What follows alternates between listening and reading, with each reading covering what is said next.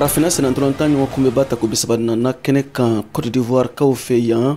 kabini janvier kalo tɛmɛnen tile 13 san 2024 na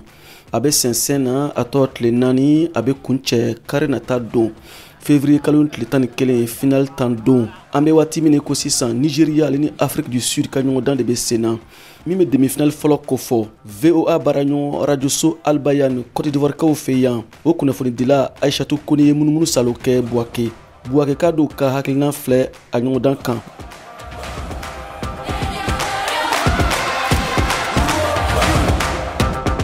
Bagikaw bɛ sigini le ka balontannaw kɔnɔ o b'o hakilinata fɔla a ɲɛna. An bɛ Ala deli Ala ka farako yan. Ne kɔni hakili la Afrique du Sud bɛna Nigeria gagner 1-0. Non, ne bɛna kɛ sa la. Non, balontan a bɛ ja basi ta kɔni t'o la a bɛna ja. Voilà parce que a bɛna jouer ka ɲɛ a bɛna kɛ propre a tɛna kɛ magan. N kɔni ɲɛ b'a la Nigeria kɔni bɛna gagner ne kɔni b'o de yira ten. Afrique ni Nigeria. Afrique 2 Nigeria 1. Afrique qualifié final la. Mɔgɔ caman sigini le ka ɲɔgɔndan filanan le kɔnɔ. Côte d'Ivoire samaw ni République démocratique du Congo waraw olu le bɛna o ɲɔgɔndan kɛ a bɛna lɔn mɔgɔ min bɛna taga ɲɔgɔndanba la n'o ye final ye Ivoirien bɛɛ lajɛlen laɲini de ye o ya jamana ye se RDC jamana na walasa o ye sankɔrɔta sɔrɔ ka taga final la olu b'o laɲiniw yirala an na. An bɛ Congo gagner 2-1 ala bɛ bi kelen don Seko Fofana bɛ bi kelen don min b'an dugula dɔɔni an balimacɛ min ye Ouma Diakité ye ale tɛna se ka maki tɔgɔ jouer parce que a ka carton fila ta ka carton rouge sɔrɔ olu na ni Maliens ye puisque a ka bureau a ka maillot bɔ olu bɛna an tɔɔrɔ dɔɔni mais an ka entraîneur mun lɔ a bɛna se ka classement kɛ an bɛna gagner inchallah n'Ala sɔnna an va gagner 2-0 walima 1-1 un but de Adengara un but de Sébastien Haller walima un but de Seko Fofana. Farafina dalontan lɔse 34 ɲɔgɔndanba n'o ye final ye o bɛna kɛ kari nata janvier kalo tile 11 stade Alassane Ouattara de Bimpila min filɛ nin ye a Niama. Aïchatou Kone halisa kani tako bisabana demi-finale ɲɔgɔndan fila ko kun kan ani Mali farikolo ɲɛnajɛ kunnafonidila Baba Sissouma Masalala a ka fɔla ɲɔgɔndan ninnu fila tɛna nɔgɔya ka da kan jamana ninnu kelen-kelenna bɛɛ n'a ka fanga bɛɛ n'i ka sengo la Nigeria ni Afrique du Sud ka ɲɔgɔndan ko la Baba Sissouma.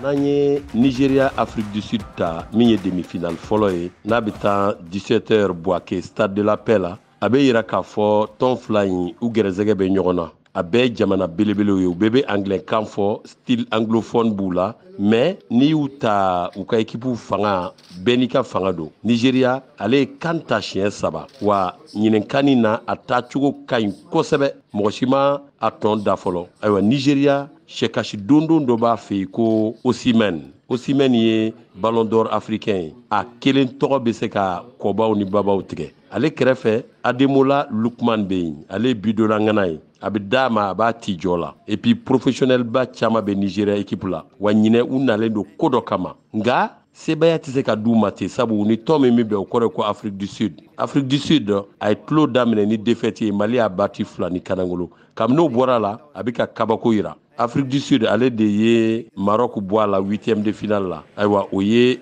belebele dɔ ye Afrique du Sud n'i y'a tɔndenw ta u jɔyɔrɔ ka bon terrain kan kosɛbɛ sabu a caman bɛ ballon tan u ka dugu la n'o ye Afrique du Sud donc ale b'i ko club de voilà u bɛ ɲɔgɔn dɔn u ɲɛ tugulen bɛ ballon di ɲɔgɔn ma wa u ka football a dalen de don u b'a sarada c'est-à-dire u b'u ka rythme kɛ cogo bɛɛ la k'a daminɛ fo ka taa ban donc c'est une équipe très joueuse ballon tan équipe don a t'a bila fiyewu hali bi Afrique du Sud k'a fɔ ko kan kelen de b'a bolo a ka da y'a ka filanan sɔrɔ. Demi-finale filanan Côte d'Ivoire jatigi ni République démocratique du Congo olu bɛ ɲɔgɔn sɔrɔ nɛgɛ ɲɛ 20 waati Baba Sissouma Mali farikolo ɲɛnajɛ kunnafonidila. Nin ye ndolatan ye min ye ndolatan kangara ye sabu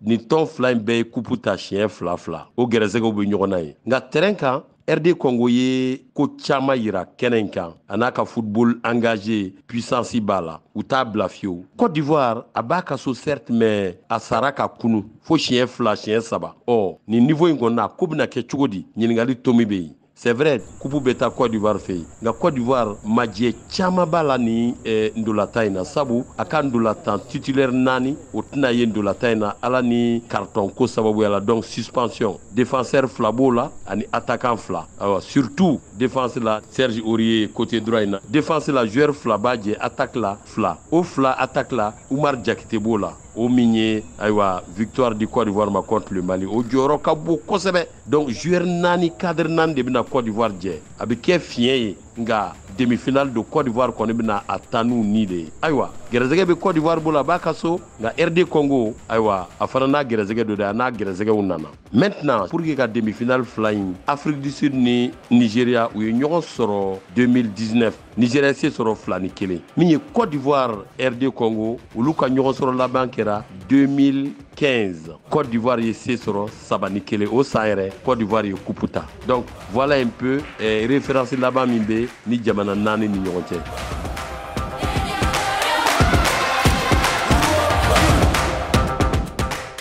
An bɛ jaabi fila ninnu ma kɔnɔ k'a dɔn jamana fila minnu bɛna ɲɔgɔn sɔrɔ finale kɛnɛ kan karidon n'u bɛ bɛn février kalo tile 11 ma VOA banbara tɔgɔ la Abidjan kan kɛnɛ kan Côte d'Ivoire jamana kan Siaka Traoré kala seli don an lamɛnnen don VOA bara ɲɔgɔn radio so Albayan kan Côte d'Ivoire jamana kan kani hukumu kɔnɔ a kan bɛ kunnafoniya kɛrɛnkɛrɛnnen wɛrɛ kɛnɛ kan.